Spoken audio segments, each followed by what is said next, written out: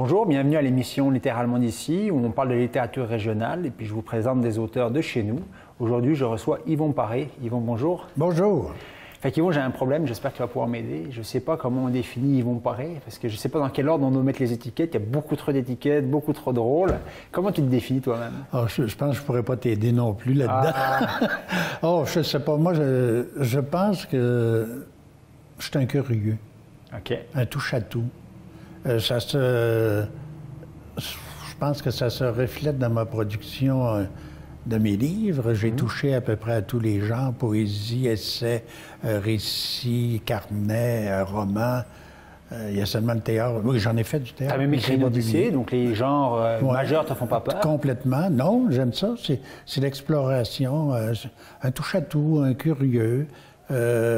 J'étais comme ça dans le journalisme aussi. Je suis comme ça dans mes lectures aussi. J'aime aller dans toutes sortes de directions. Alors, disons ça, un curieux touche-à-tout. Puis tu parles du journalisme puis de la chronique culturelle au passé, mais c'est du passé qui n'est pas si passé que ça, hein, parce que tu as un rôle dans notre communauté d'écrivains, c'est que tu chroniques énormément d'autres livres, pas simplement de la région, tu étais vraiment quelqu'un qui dévore les livres, et puis tu veux faire donner le goût de la poésie, de l'écriture et de la littérature aux gens. Là. Ben, la chronique, selon moi, ce n'est pas nécessairement de ce qu'on appelle la critique qui est dans les livres, où le critique a à dire ce livre est bon, ce livre n'est pas bon. Là, c'est un peu manichéen là, comme approche. Alors, c'est très difficile de définir ce qu'est un mauvais livre ou ce qu'est un bon livre. Mais la chronique, moi, j'essaie d'abord de ne parler que des écrivains que j'aime. Okay. Ceux que j'aime pas, là, j'en parle pas. C'est simple. Là. Maintenant, c'est ça que je fais. Et puis, j'essaie d'expliquer mes réactions de lecteur. Pourquoi j'aime ça? Essayer d'expliquer ça.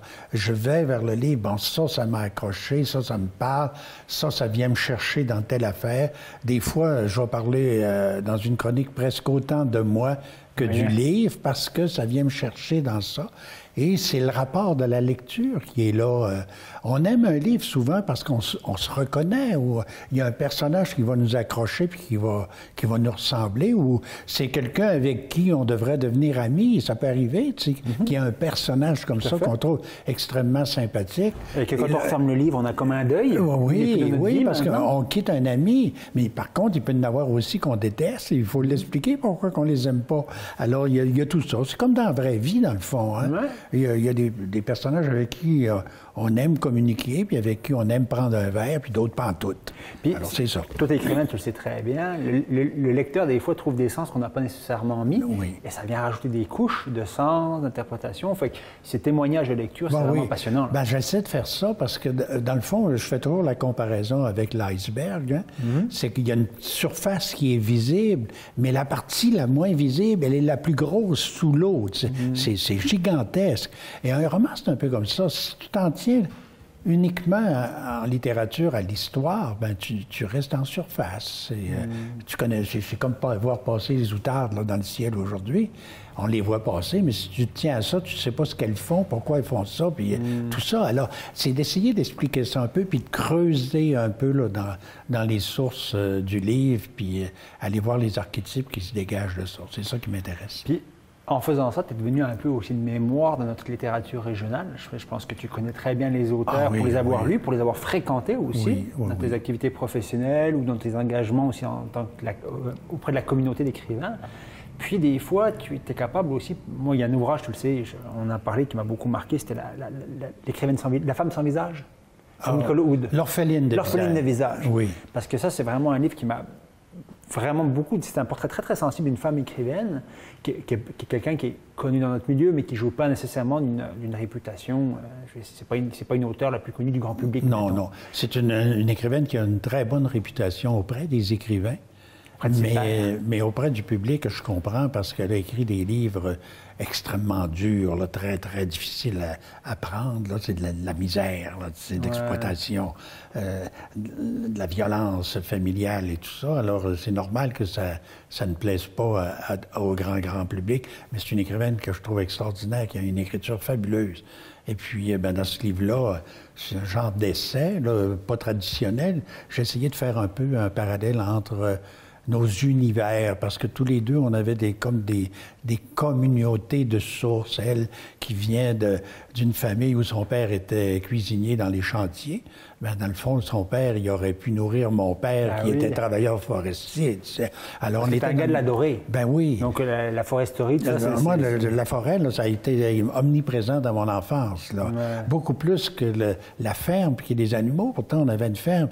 Mais mon père, avec mes oncles, puis mes frères, ils ne parlaient que de la forêt, que des chantiers. C'était leur passion, c'était leur vie. Et ça, j'ai entendu des histoires toute ma vie sur la forêt. Alors, c'est pas pour rien que j'adore la forêt. J'aime ça y aller aussi. C'est des souvenirs de mon enfance. Puis on est dans une région qui est jeune, hein?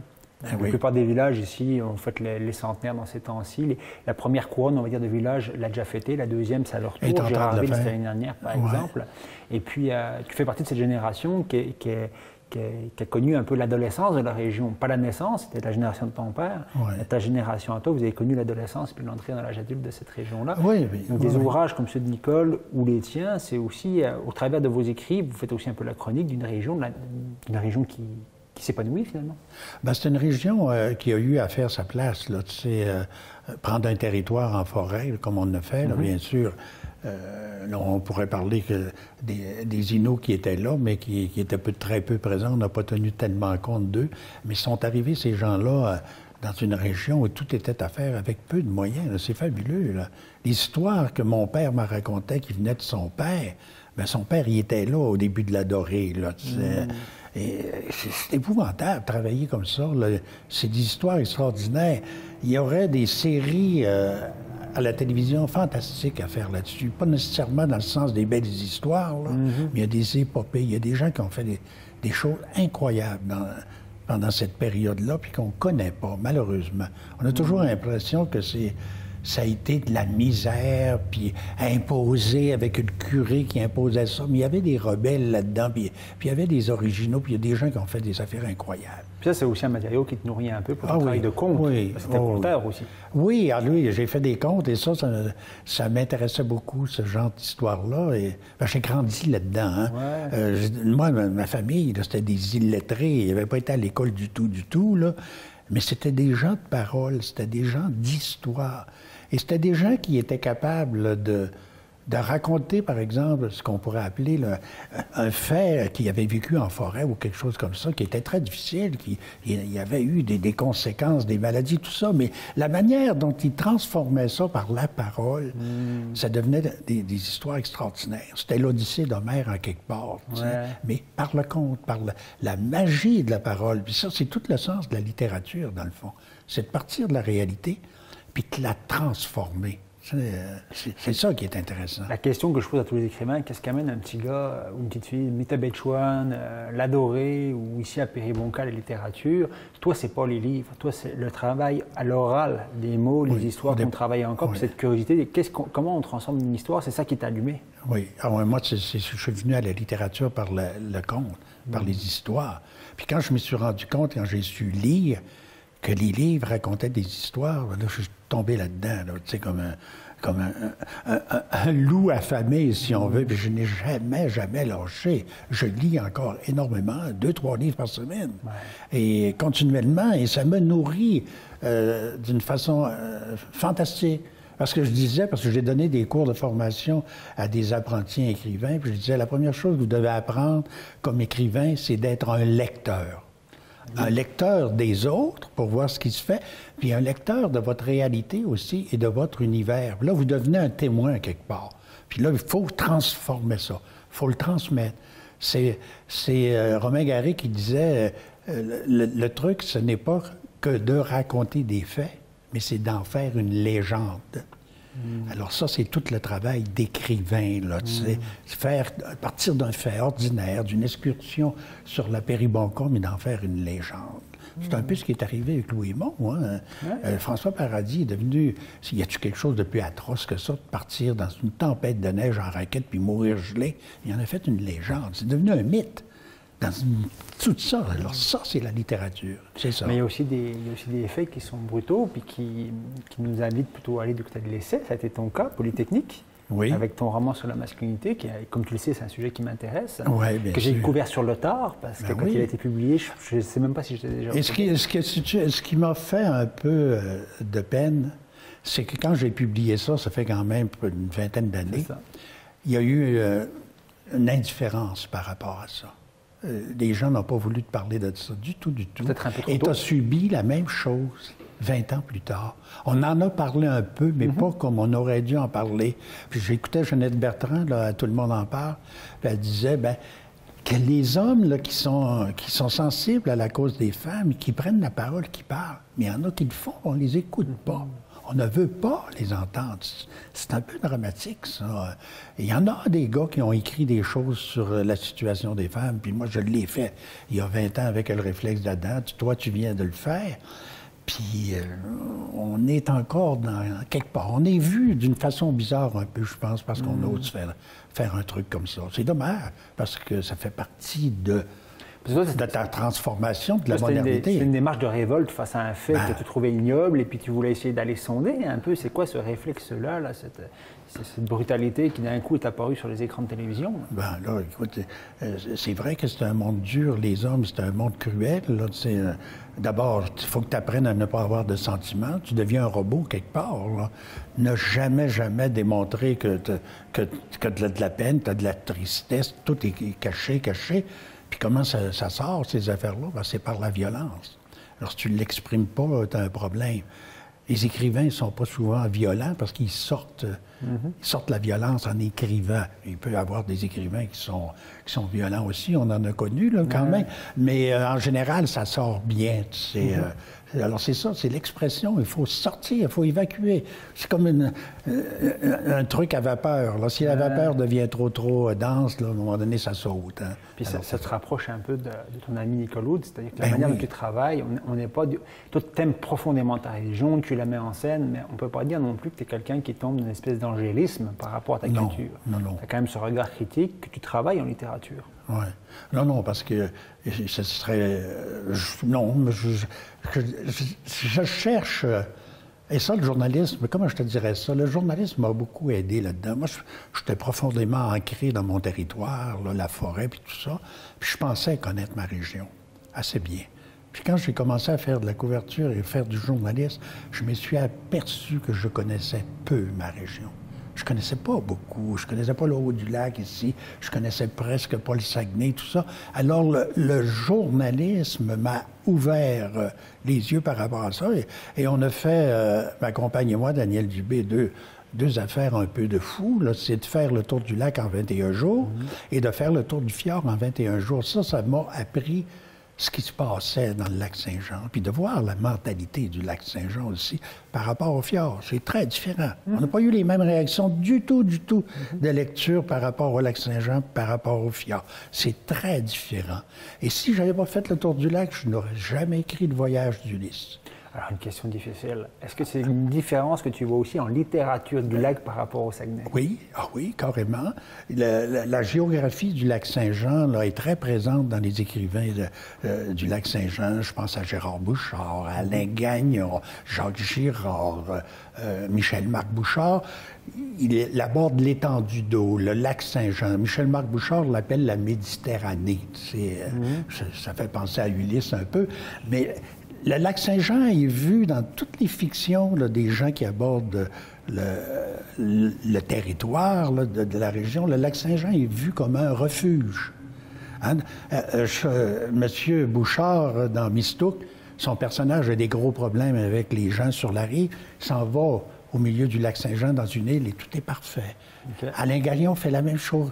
Tu as des gros problèmes avec la société, va-t'en sur le lac Saint-Jean et là, tu es tranquille, c'est un havre de paix. Charles Sagan le refait aussi, c'est une bibliothèque avec ses îles. Avec ses îles, c'est exactement dans la tradition.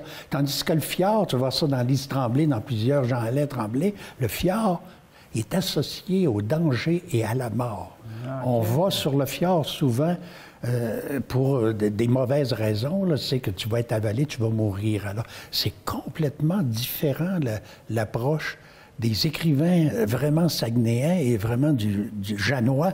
Ils ont une approche avec le territoire qui est complètement différente. On dit que quand il y a eu le grand feu, il y a des gens qui sont protégés en allant dans le lac aussi. Ben oui, peut-être que ça a créé une espèce de mythologie de refuge et tout ça, parce que le lac Saint-Jean, il n'y a pas de tout repos, on le connaît avec les vagues et tout ça, puis il y a des naufrages, toutes sortes de trucs, mais dans la littérature, là, c'est vraiment ça. Le personnage de Michel-Marc Bouchard dans Les Feluettes, il y a bien des problèmes avec le monde autour de lui à Roberval. Qu'est-ce qu'il fait? Tous les jours, il part en chaloupe, puis il s'en va sur le lac, puis il est tranquille. Il y a la paix, la sainte paix.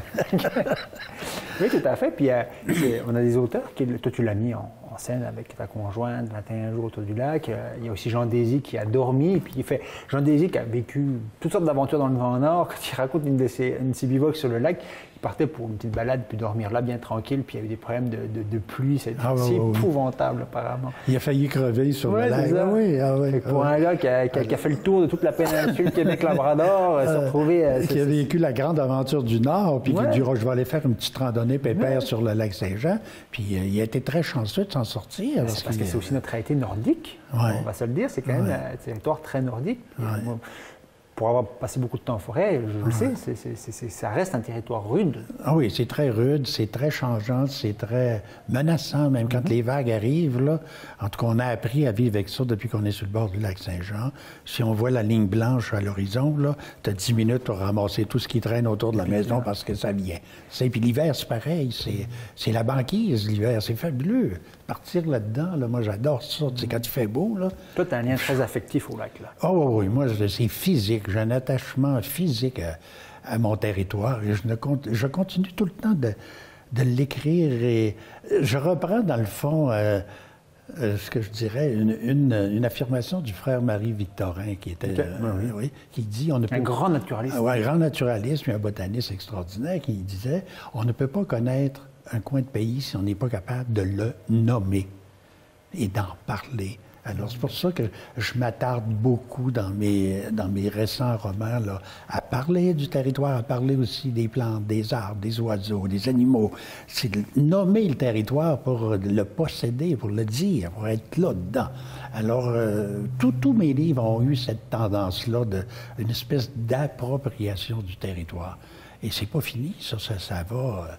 Ça va d'une façon extraordinaire. Et je pense qu'à peu près tout... Charles Sagalan fait ça, l'appropriation du territoire. Tu sais, prendre un livre et aller le placer symboliquement sur une île devant Saint-Gédéon, où personne ne va à peu près, puis on sait que le livre va vivre toutes les intempéries possibles. Mais c'est quoi? C'est faire entrer la littérature dans le territoire, là, symboliquement, et c'est très fort. Très intéressant ce que tu me dis. Ça me renvoie aussi à une période de l'histoire peut-être un peu plus sombre, l'histoire nord-américaine, celle de la colonisation.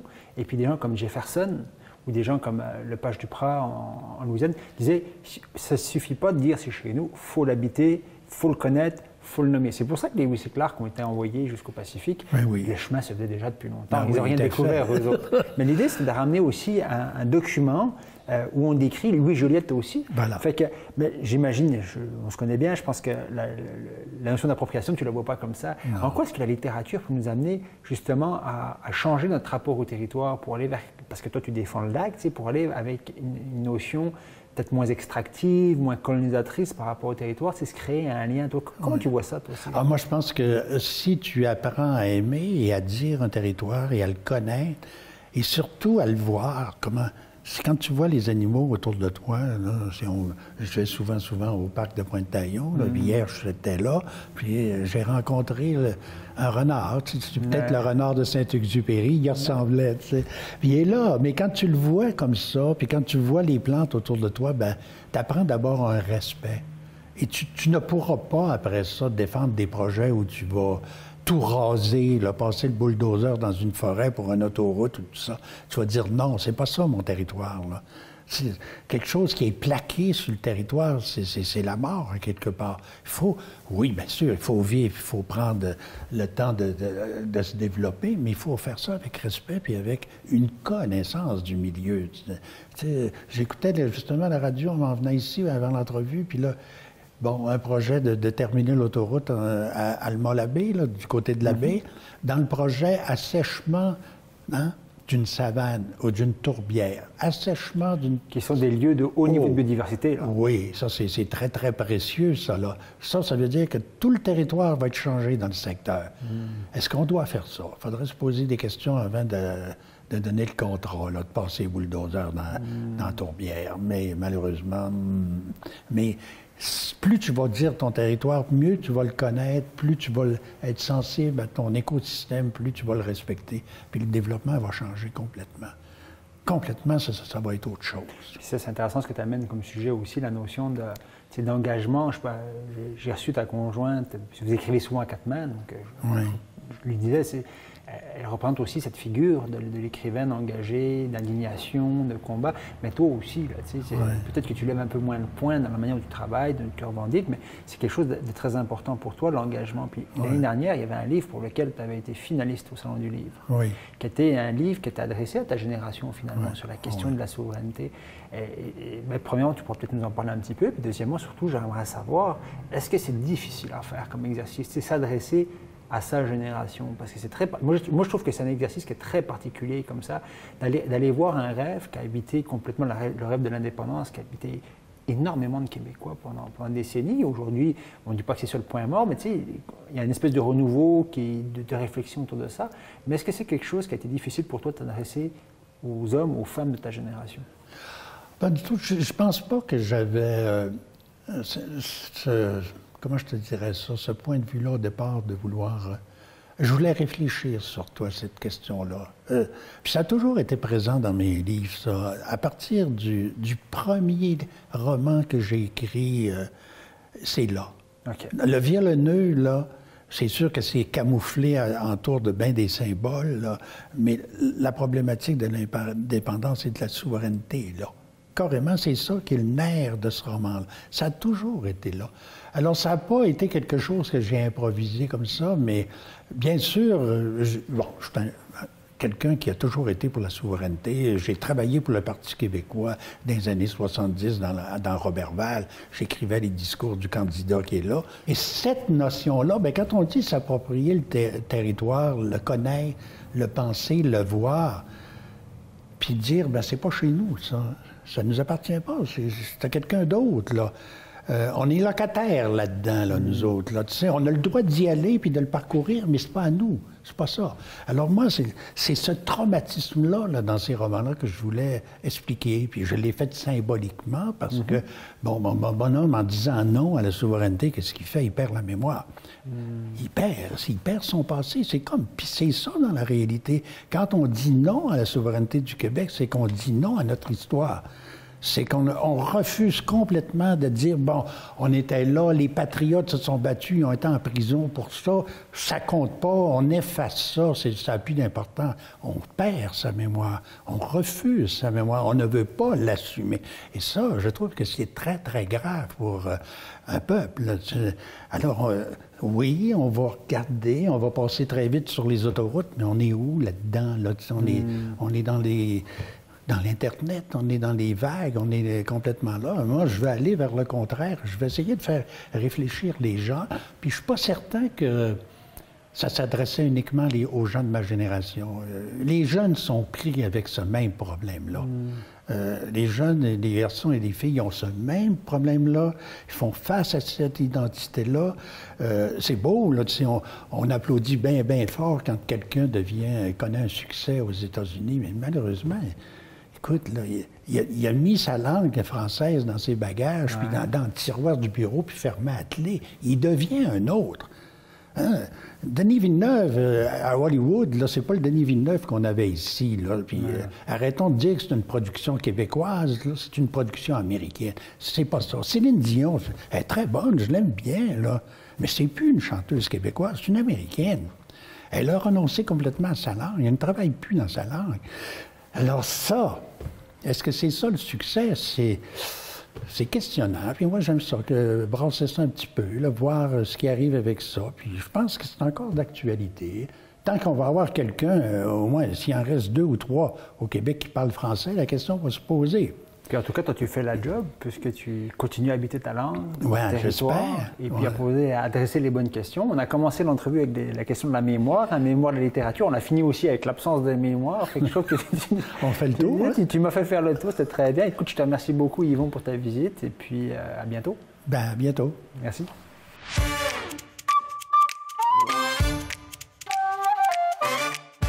Bonjour, je m'appelle Noémie, je suis en secondaire 3 et je vais dans l'école secondaire des Grandes-Rivières. Le serment de Sylvie Payette. C'est une jeune danseuse, Mia, qui se voit offrir un stage en Corée, à Séoul, au milieu de la K-pop. C'est un style de danse et de chant. Et elle vit dans le monde de la danse, fait qu'elle ne se permet pas d'avoir... Elle a quelques amis, mais pas d'amoureux. C'est une vie bien straight, en fait, là. Mais elle va se faire jouer un tour parce qu'en Séoul, elle va trouver l'amour. Moi, ce que j'aime bien dans un livre, c'est quand je peux apprendre tout en pouvant lire un livre. Je veux pas aller chercher un livre juste sur ça. Je veux être capable de lire une histoire, de pouvoir m'évader tout en apprenant. Puis c'est ça que ce livre-là fait. On apprend sur la Séoul, sur la K-pop, sur la culture en Corée, tout en lisant une histoire d'amour.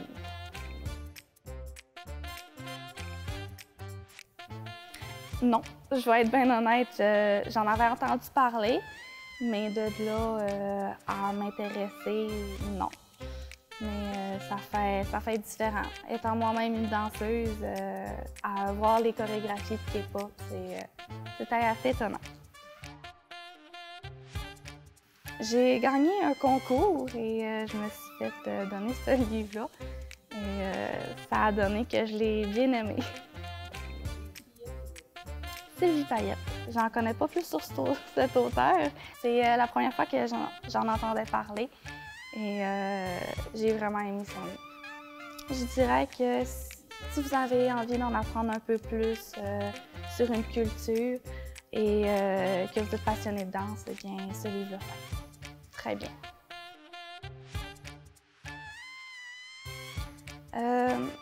Mia, c'est une fille qui est beaucoup solitaire et étant moi-même solitaire dans la vie, j'ai aimé voir que même si tu restes dans ton petit coin, ben, tu es capable pareil